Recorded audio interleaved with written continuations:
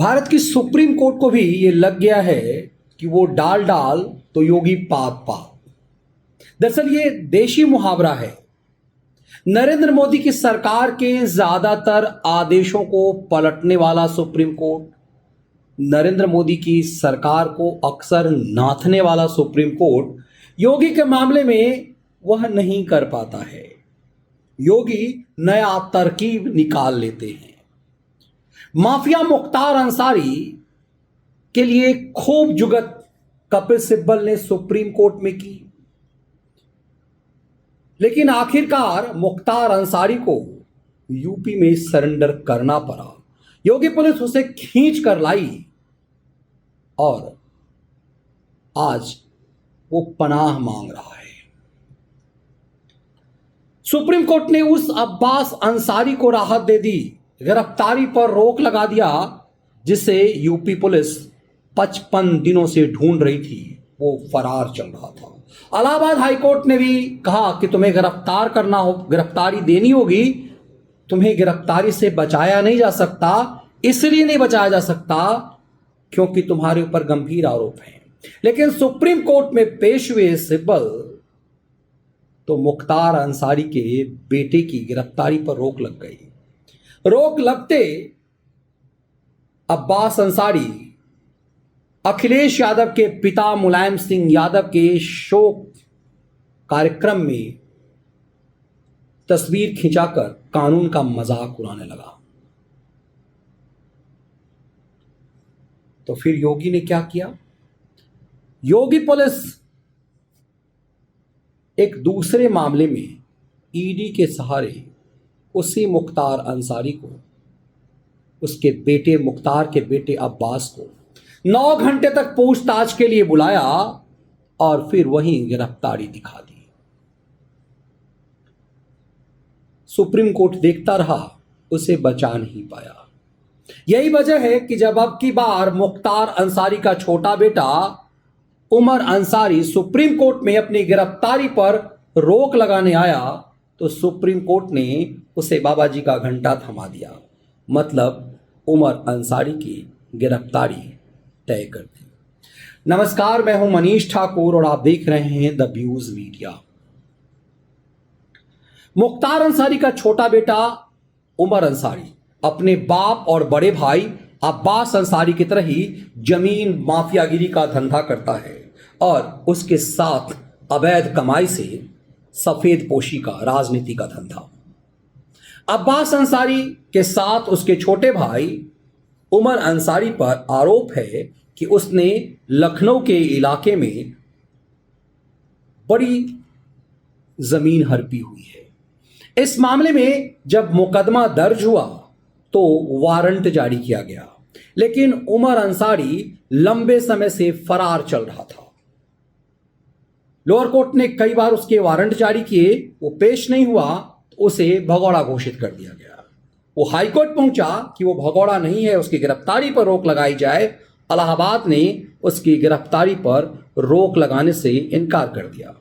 तो वो supreme court पहुंचा।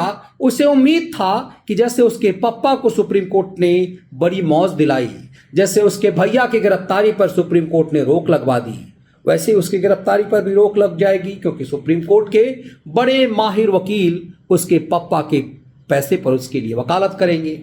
लेकिन मुख्तार अंसारी के बेटे उमर अंसारी की गिरफ्तारी पर रोक लगने के बाद भी योगी पुलिस उसे किसी ढंग से गिरफ्तार कर ही लेती, क्योंकि हैबिचुअल क्रिमिनलों के लिए सरकार के पास यदि इंटेंशन ठीक हो तो इन अपराधियों को शिकंजा कसना बहुत मुश्किल नहीं होता।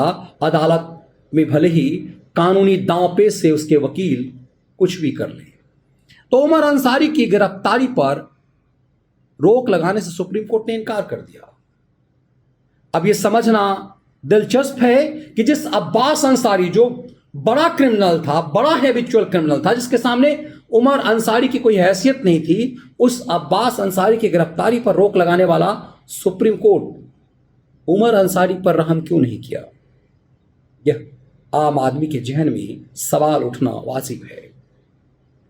दरअसल याद कीजिए 2000 22 के विधानसभा चुनाव को। उत्तर प्रदेश में विधानसभा चुनाव चल रहा था और मुख्तार अंसारी का बेटा अब्बास अंसारी अपने बाप की गिरफ्तारी के बाद भी ताल ठोक रहा था। अपनी बड़ी बड़ी जुल्फों को फहराता हुआ वो क्या कह रहा था, जरा सुनिए। तो समाजवादी पार्टी के राष्ट्रीय अध्यक्ष आदरणीय अखिलेश यादव जी से कहकर आया हूं कि 6 महीने तक किसी की ट्रांसफर पोस्टिंग नहीं होगी भैया। जो यहां है वो यहां ही रहेगा। पहले हिसाब किताब होगा, उसके बाद उनके जाने के सर्टिफिकेट पर मुहर लगाया जाएगा। जी, वो पूरे यूपी पुलिस को चुनौती दे रहा था। वो कह रहा था कि हमारी सरकार अखिलेश यादव के साथ बनेगी। दरअसल वो सुहेल दल का से चुनाव लड़ रहा था, जीत भी गया और उसने एक तरह से एहसास दिलाया कि मुलायम पुत्र उसके इशारे पर नाचेंगे और फिर पूरे पूर्वी उत्तर प्रदेश के इलाके के हर आईपीएस अधिकारी, आईएएस अधिकारी, बड़े बड़े अधिकारियों को, पुलिस अधिकारियों की ट्रांसफर पोस्टिंग पर वो रोक लगवा देगा। मतलब पहले उसे सजा देगा, उसे अपने दरबार में पेश करवाएगा, उसे उत्पीड़ित करेगा और फिर उसके ट्रांसफर पोस्टिंग हो पाएंगे। सोचिए, इतना गंभीर अपराध, ये एक अपराध है सीधे तौर पे सरकारी नौकरी, एक आदमी की नहीं, सरकारी नौकरों की पूरी फौज को धमकी देने का मामला। इसी मामले से जुड़े मामले में इसके साथ साथ उसके ऊपर आर्म्स एक्ट का मुकदमा दर्ज किया गया। उसके खिलाफ, अब्बास अंसारी के खिलाफ वारंट जारी हुआ। लोअर कोर्ट ने वारंट जारी किया, एमपी एमएलए कोर्ट ने वारंट जारी किया, लेकिन अब्बास अंसारी पेश नहीं हुआ क्योंकि उसे पता था कि पुलिस इसके इशारे पे नाचती है और इस तरह की वारंट तो सालों से उसके बाप के ऊपर कई बार जारी हुआ, कुछ भी तो नहीं हुआ। अदालतें तो डरती रही है अतीक अहमदों को कोर्ट में पेश करने से, उसकी सुनवाई करने से। लगभग 1 दर्जन जजेस जो हैं मिलॉडो ने अतीक अहमद के मामले को सुनने से इनकार कर दिया डर के मारे, और जिस बार हमें जज ने सुना उसने जमानत दे दी। मुख्तार अंसारी को सुनने की हिम्मत जजेस नहीं करते थे, पुलिस गिरफ्तार करने की हिम्मत नहीं करती थी। तो अब्बास अंसारी को लगा उसके पप्पा का ही तो राज है। वो भूल गया था कि योगी किस स्तर तक ठुकाई कर सकते हैं, वो कल्पना भी नहीं कर पा रहा था। तो अब्बास अंसारी ने अदालत के वारंट को भी डस्टबिन में फेंक दिया, इलाहाबाद के हाई कोर्ट के आदेश को भी। फिर मामला सुप्रीम कोर्ट में आया। सिब्बल साहब की ताकत से उसे अंदाजा था, दलील हुई और सुप्रीम कोर्ट ने उस अब्बास अंसारी की गिरफ्तारी पर रोक लगा दिया जिसके ऊपर दर्जनों केस थे, जिसके बाप हैबिचुअल क्रिमिनल था, पूर्वी उत्तर प्रदेश का मोस्ट वांटेड, और 100 केस दर्ज होने के बाद भी एक फर्जी केस पंजाब में दर्ज करवा करके मुख्तार अंसारी जैसा माफिया मौज ले रहा था। और जब यूपी पुलिस गिरगिरा रही थी कि इसके ऊपर जो लगभग 100 केस हैं उस मामले की सुनवाई हमें करवानी है, तो सुप्रीम कोर्ट महीनों तक उसकी यूपी में पेश होने को लेकर हियरिंग करता रहा। है ना कमाल की बात। ये जानते हुए कि यूपी में उसके ऊपर इतने सारे मामले हैं, एक चिरकुट से मामले में पंजाब में ही वो रहेगा, ऐसी दलील सुप्रीम कोर्ट में दी जाती रही और सुप्रीम कोर्ट सुनता रहा। दरअसल माना जाता है कि पंजाब सरकार उसके ऊपर अपने तरफ से खर्च कर रही थी। उसका खुद का एम्बुलेंस से उसे जब मर्जी करता था जेल से बाहर निकलता था कोर्ट में पेशी के बहाने और अपनी मर्जी करता था। ये तमाम चीजें जानने के बाद भी अदालतों से इन मुख्तारों को मौज मिलती थी। अब्बास अंसारी की गिरफ्तारी पर भी ऐसी लिए रोक लग गई।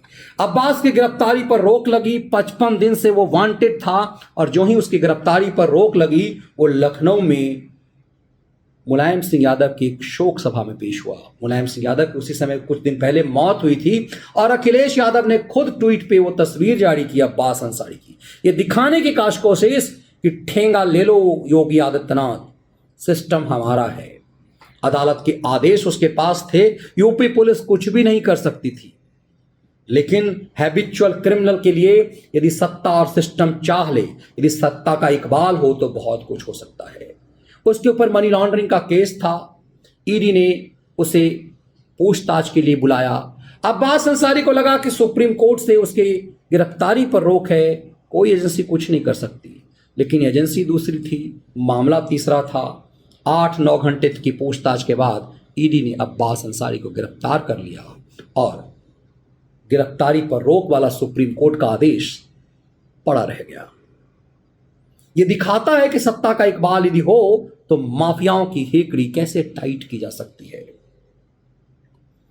ये सब चीज देखने के बाद इससे भी छोटा क्रिमिनल उमर अंसारी और सेम मामला अब्बास और उमर का, उमर के ऊपर चार्जशीट दाखिल हो गई, चार्ज फ्रेम होना था और चार्ज फ्रेम होने के लिए एक्यूज की अदालत में पेशी जरूरी थी। उमर की पेशी के लिए वारंट जारी किया गया, वो पेश नहीं हुआ, उसका भाई जेल से वीडियो कॉन्फ्रेंसिंग से पेश होता रहा। मुख्तार का पूरा कुनबा शिकंजे में है। मुख्तार अंसारी की बीवी फरार है, वांटेड है, रेड कॉर्नर नोटिस है। मुख्तार की बहू और अब्बास की बीवी गिरफ्तार है। अब उमर की बारी थी, सुप्रीम कोर्ट को लग गया कि हम यदि गिरफ्तारी पर रोक भी लगा दें, इतने सारे केस हैं, इतने मामले हैं, कहीं ना कहीं गिरफ्तारी हो जाएगी। फिर क्या था, उमर अंसारी की गिरफ्तारी पर रोक लग गई। तब इन माफियाओं को ये लगने लगा कि अब बड़े बड़े वकील भी उसे राहत नहीं दिला सकते। उमर अब भाई की तरह कानून के शिकंजे में था, बाप की तरह कानून के शिकंजे में था। उसका पूरा कुनबा अब कानून के शिकंजे में है। अरबों की संपत्ति कुर्क कर ली गई है या फिर योगी सरकार ने जमींदोज कर दिया है। इसे सत्ता का इकबाल कहते हैं। अदालतें भी यदि चाह ले और सत्ता का इकबाल हो तो माफियाओं को बचाया नहीं जा सकता। कानून की बड़ी बड़ी जिरह से भी कानूनविद माफियाओं को बचा नहीं सकते यदि सत्ता का इकबाल योगी आदित्यनाथ जैसा हो। तो जब इतना बड़ा माफिया मुख्तार शिकंजे से बच नहीं पाया, अब्बास बच नहीं पाया, तो उमर कैसे बच पाता? ये मामला अपने आप में एक मिसाल है कि जिस अब्बास अंसारी को की गिरफ्तारी पर रोक सुप्रीम कोर्ट ने लगाई, उमर की क्यों नहीं? और सवाल यह है कि जब इतना बड़ा हैबिचुअल क्रिमिनल इसका बाप मुख्तार अंसारी था, तो महीनों सुप्रीम कोर्ट में इस बात की जिरह क्यों चलती रही? इतना सुप्रीम कोर्ट के पास समय था, जिसके पास 75 से 80 हजार केस हैं, उसके पास इतना समय था। ये कानून, इस सिस्टम में व्यवस्था कैसे चलती है, इसकी बानगी है। बहुत बहुत धन्यवाद।